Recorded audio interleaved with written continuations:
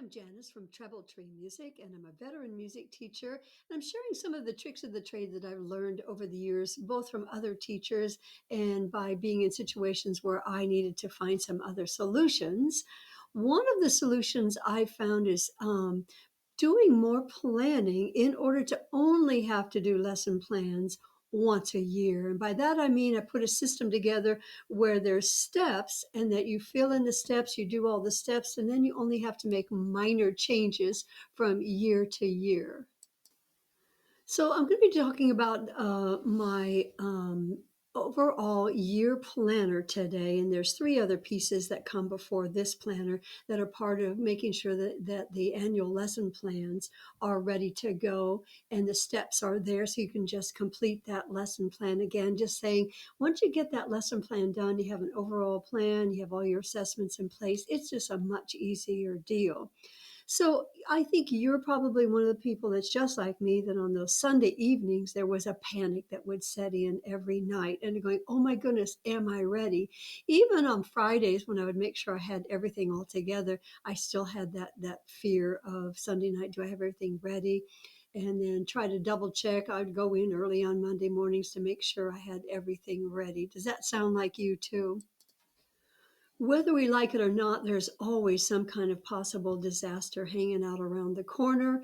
And I remember one year in my classroom. Now my music classroom, was way out on the back of the building. It was off of the cafeteria, and the electricity went out. And I thought, oh my goodness. Well, I'd already built into my lessons a Scrabble activity. I'll put a link down there for Scrabble notes. And I also had some flashcards ready because that was something else that I wanted to review in this lesson and possibly the next lesson. So as soon as the lights went out, I gathered up, and when the lights all went out, electricity went out, all of the lights went out in my room. I had no access to technology. And I gathered up the kids, gathered up all of my materials, and out to the cafeteria we went because there were big, giant windows there that allowed a lot of extra natural light. So I set up some teams. I got teams to compete against each other and pass out all the materials. I have lots of student helpers that are elected for the class, and they also helped them there. I was in the cafeteria for two class sessions before the district said, "Okay, we're done. We're going to call the buses and have send the kids home because we had no electricity, no water, no bathrooms, etc." And teachers, as you may well know, they still want to get their prep time, whether there's a power outage or anything. They have to get their stuff prepared. We didn't know how long it was going to be. So out would come the kids, even though I had no electricity, they had no electricity. We continued status quo. As we know as elementary music teachers, is that there is always a lot of kids and a lot of classes. And some years, I'm sure just like you, 15, 16 classes or more a week, two classes meeting them two times a day, a week, or we might meet them three times, we might meet them only one time. That's a lot to remember and have on our plate. And certainly as the year goes on, it gets easier to remember all of that. That's so having some kind of plan, knowing from day to day, being able to check that plan and stick to it is really valuable with all the chaos that can come from so many classes, so little passing time. Sometimes there is no passing time. We've got to be ready to go. Sound familiar? The other things that can impact our schedule are, like I said, power outages earlier, but it could be a concert that day, an invited organization that's coming into the school to perform, or our own concerts. There can also be field trips with classes, and then remembering, well, how far did I get with that first grade class or that fifth grade class and that lesson this week? That's also critical for setting up the lessons for next week. Again, having a set lesson plan for the week and then having that one that you can use to modify for the next week. And it doesn't have to be the one that you're going to hand into principal. It's going to be the one that you use year after year to do that overlay of what am I teaching, what am I assessing, what are my concepts, and I'm being consistent from year to year.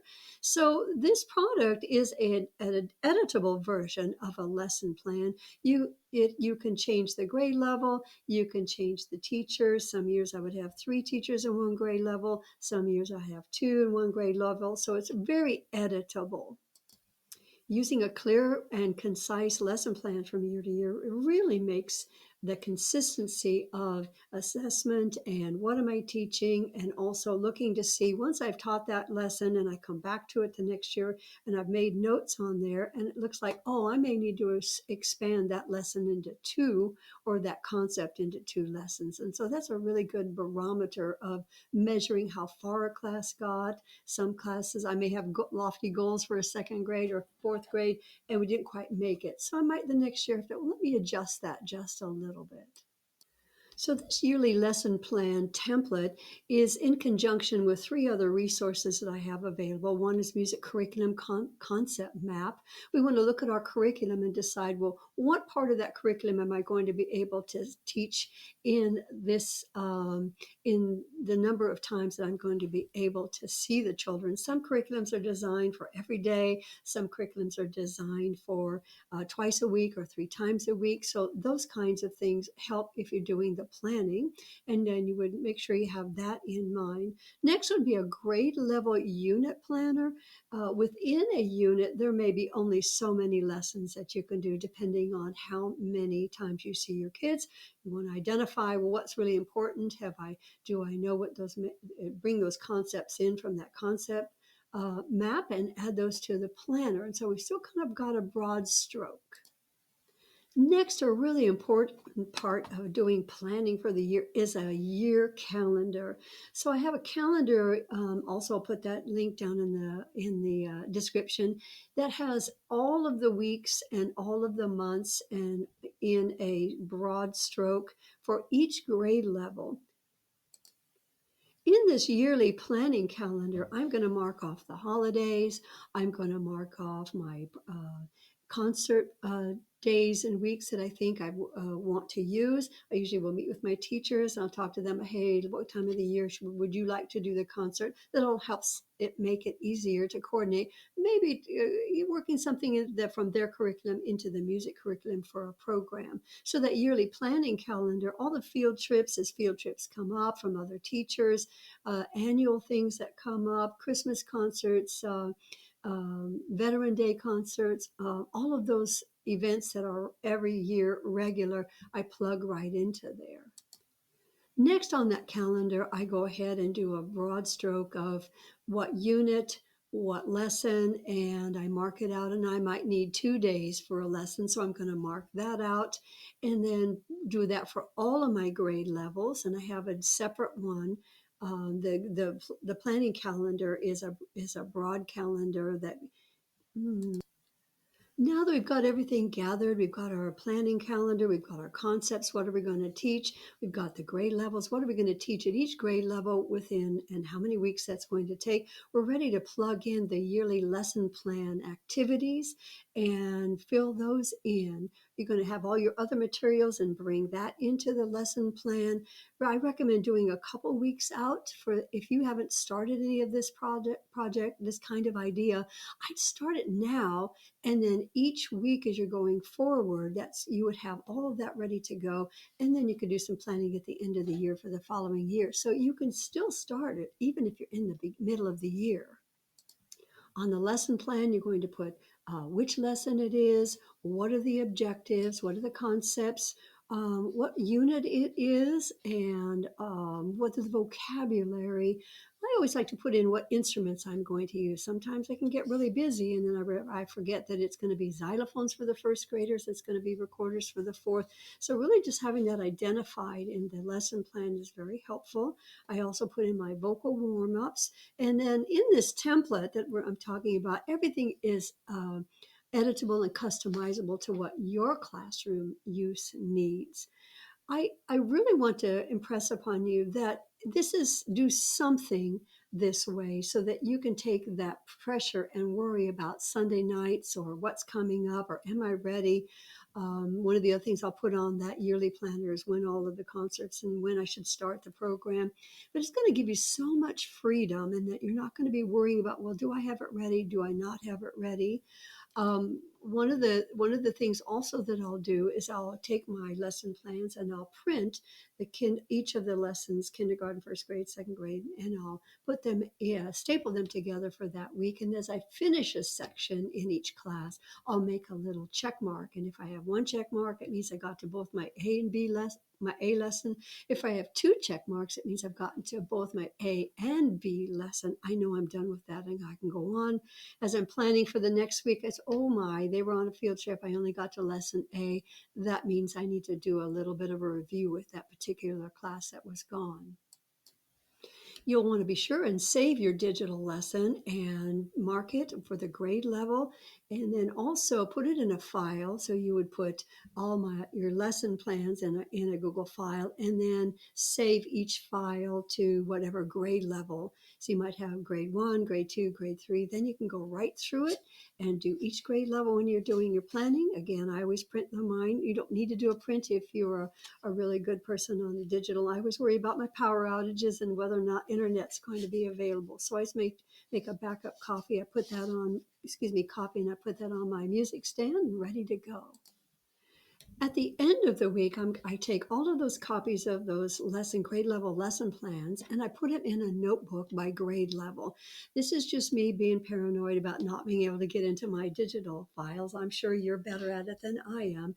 And then I have that file that I have from year to year. I can also do a quick review. Let's say I have a class and I'm going, my goodness, I don't remember, I didn't make a mark. I can just quickly pull that real quick and say, oh, we didn't get to that last week. So it's just another way of making sure you have everything together. It's also a nice resource if you have another teacher or a principal come in the room and you have that all ready to go.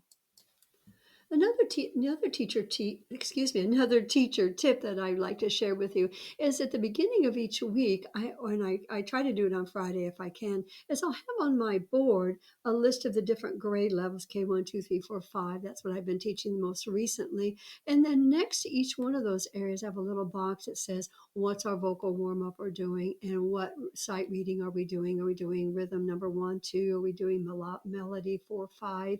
And I put it right up there, and then I'll put just a single word about a concept we're covering or what song we're reviewing. And then it's just an easy reference. Visually, I make it kind of large in an area where I can see it.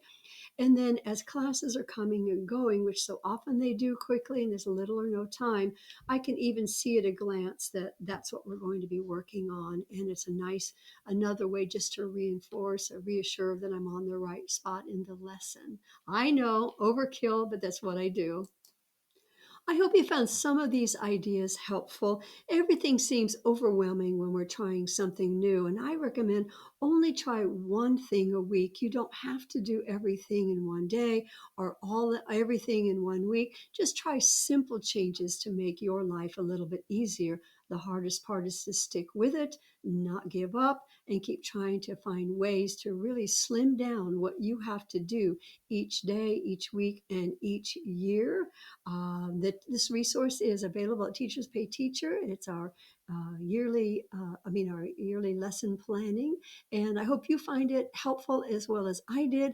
I haven't had that kind of sleepless night on Sunday nights in a long time, and it's felt pretty good. And yet I would still be able to make some small changes at the last minute or each year make a little change on what I was going to do.